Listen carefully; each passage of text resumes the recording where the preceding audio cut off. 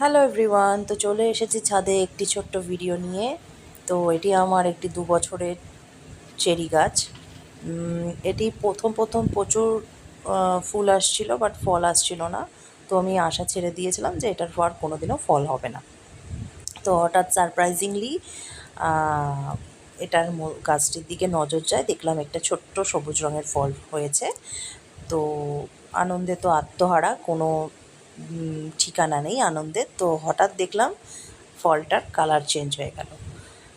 যেহেতু ভীষণ গরম পড়েছে, তো তাড়াতাড়ি পেকেও গিয়েছে, এটা অরেঞ্জ হয়ে গেছে আস্তে আস্তে। সেটা রাতে ছাদে গিয়ে দেখি কালারটা রেড হয়ে গিয়েছে। তো ভীষণ সুন্দর ফলটি দেখতে।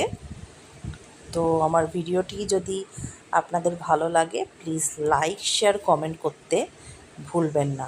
Thank you.